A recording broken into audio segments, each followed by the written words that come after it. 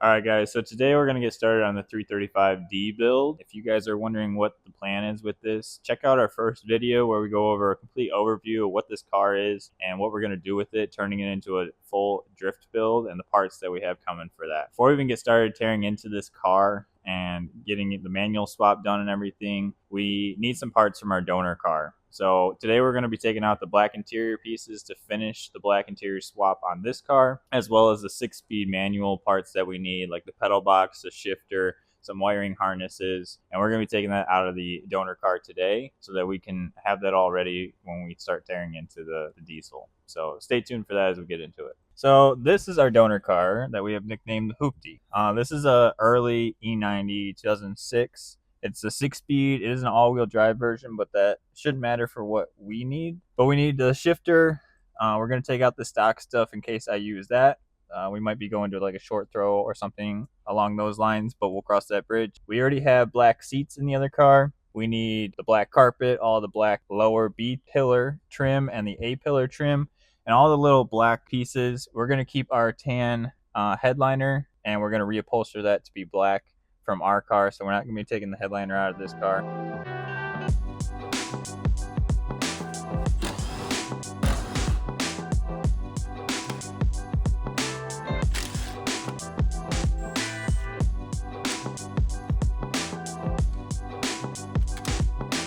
So in the first video, I mentioned how I wanted all the OEM parts for a manual swap. I guess I should expect with these cars being, almost 20 years old that somebody's been into them. But I wanted the sound deadening that BMW puts right here around the shifter, and it's not there.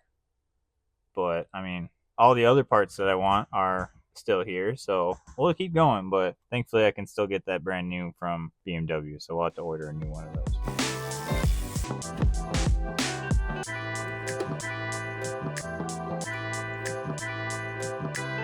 Well, more on 20-year-old BMW archaeology. This car used to be a tan interior car, and it was swapped.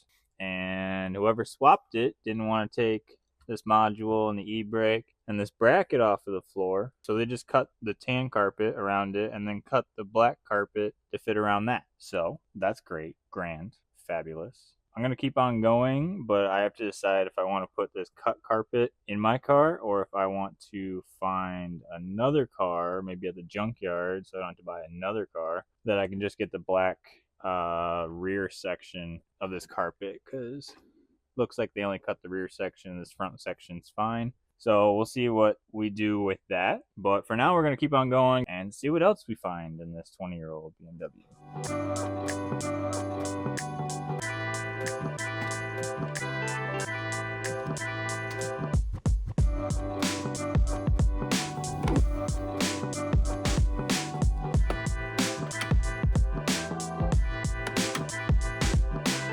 Alright, so now that we're disappointed with that, we did get all the small little trim pieces that we needed, the A-pillar kick panels, the door sills, B-pillar, and then the little pieces by the rear seat. I still have to pull the front carpet sections. I did find out that those are also cut, because to do this to like OEM, you need to pull the dash and the brackets. The carpet gets tucked underneath those. So whoever swapped the black interior into this chose not to do that, as most people would. I do have a black dash already that I got from another car, so we're going to leave this dash in here. But next, we're going to get into the manual swap parts.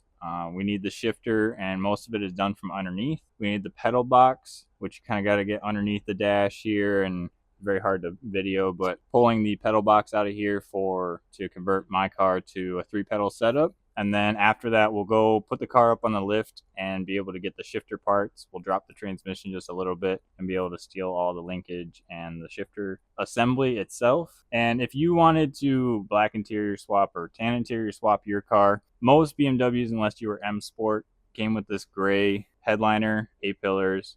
Some cars were black A-pillars, but you could steal the grab handles and the visors. With my car being tan, I'm going to end up dyeing it because I want a black headliner and B-pillars, upper trim, and all that. So I'm just going to dye the tan stuff black and leave this gray stuff for parts or sell it to somebody. So if you wanted to do that with your car, you would end up pulling the grab handles and everything else that you wanted to swap over. But I'm going to leave those in this car for a later date. And now we're going to move on to pulling the manual swap parts.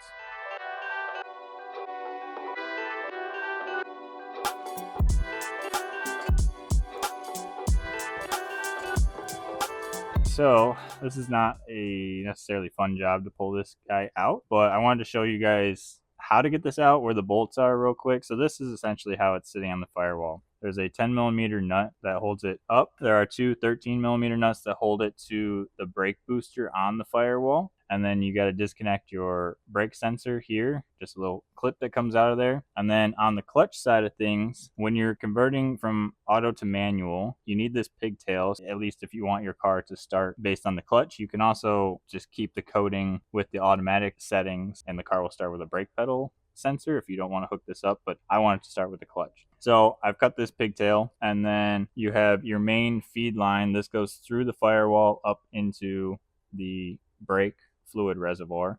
So you just got to pull that off and then pull it out of the firewall as you bring the pedal assembly out. And then there is a hard line that feeds this clutch master cylinder, and there is a clip that you got to use a pick and get that out of there, and the hard line will pop out of there. Be prepared for brake fluid to come out. So if you care about your carpet, put some rags down, or if you're really preventative, you could drain the entire system out the slave cylinder and pull all the fluid out before you even start this project. The only other thing is on the brake pedal assembly, which you'll come across on the autos and manual. You have just a clip that comes off of the pedal rod right here, and then there's an actual pin that you got to pull out on the right side of the pedal and pull that out so that the brake booster will disconnect from it. And then you got to fight with it for about 15 minutes. I found it best to rotate it clockwise, and then there's a little metal bracket, at least on this vehicle, that I kind of had to pull out of the way, not really bend, but just kind of pull so that the clutch pedal assembly can rotate,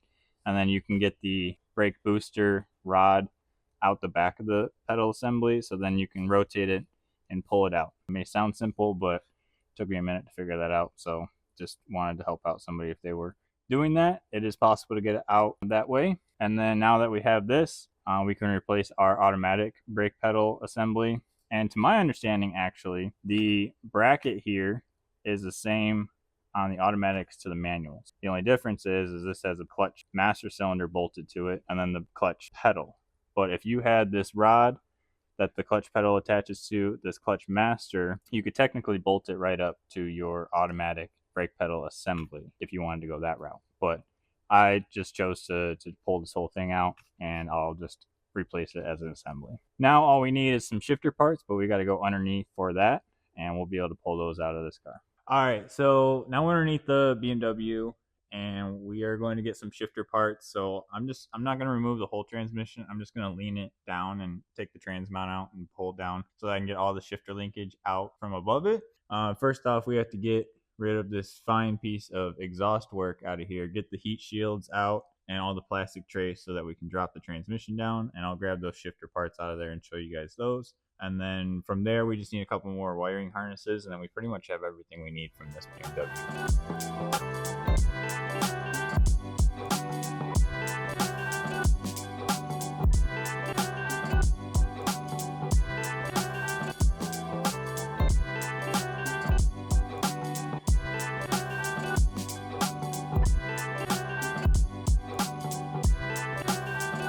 All right, guys, so we got all of our parts out. We took off the exhaust, all the heat shields pretty much fell off of this car. And then I didn't even disconnect the drive shafts. I just undid the center support and then undid the transmission mount so that it just hung down. And then I was able to get to the 10 millimeter nuts that hold on this rear shifter mount. It goes like this in the trans tunnel. So I was able to remove these two 10 millimeter nuts. And then this pin connects this shifter base to the transmission like so. And so I had to mess around with those. One of them got stuck. So the longest time was trying to get that and get in there and try and hammer it out because it was pretty stuck in there. So I have to get a new one of those clips. Then we also got the selector rod out as well. This may or may not work exactly for my transmission. It's very specific, and I've been told that the diesel ones are specific as well. So even if I had to cut and modify this, or there's a couple aftermarket options that we might go with for replacing this, but I have this just in case. This is the OEM shifter assembly that goes into the shifter base like this. This came out the top of the shifter hole, and then that disconnected from this, and I was able to sneak this down past the transmission and into the trans tunnel and get that out. Along with that, while we were down there, I got this clutch soft line out. So this connects to your slave cylinder down on the transmission, and then up here it actually connects to this hard line that goes to the interior up to the pedal box where the master cylinder is. So we got this out as well. They're just a couple of quick disconnects with pins, and if yours isn't absolutely disgusting like mine, then it should come out pretty easy. So we got that piece as well, and then we got this hard line. Most of this is inside the car underneath the front carpet on the driver's side, and then it has this grommet where it goes through the firewall and this quick disconnect area where it connects onto that soft line. So once you get that soft line out, you can pretty much just pull this into the interior and then get this hard line out. And then lastly, what we got was a wiring harness. So I pulled this mainly for the reverse light switch. Now, if you don't care about your reverse lights working, you really don't have to worry about this. You can just modify your automatic transmission harness and you don't have to worry about your reverse lights. I want mine to work. So I pulled this out, and really there's only 2 wires that I care about for this switch. The rest of this is all ground wires and how it goes to the harness and everything, because this harness also has a major ground for the computer area.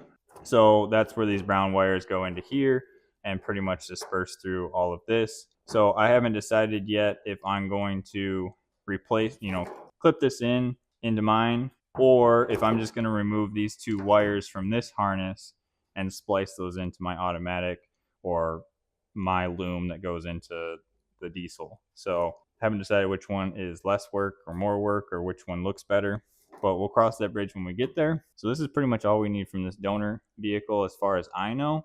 Now, I took a chance with the all-wheel drive, knowing that it might get me only 99% of what I need, and that 1% is the shifter base. This, where it connects to the transmission here, is too wide for my GS6. So I believe that to be an all-wheel drive thing, and that's okay. I can just source this one bracket from a rear-wheel drive car, but I got everything else that I need from this car, and all I had to do is find this base. So if you're getting a parts car for this, or you're going to the junkyard, make sure that you go and get a rear-wheel drive car and save yourself the hassle that I now have to go find a rear-wheel drive version. But it gave me everything else I need. We got this bushing that holds it up into the trans tunnel.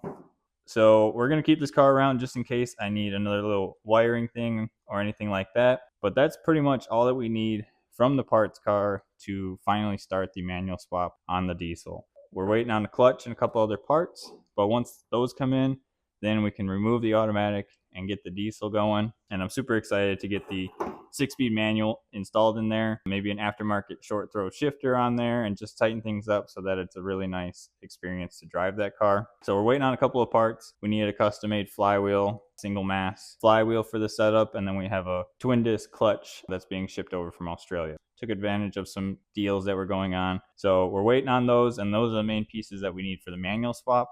And then of course we're waiting on a couple others for the car in general. But we're going to get started on it very soon, tearing down into the D, doing maintenance, doing the manual swap. So stick around for that, but that's it for this one, guys.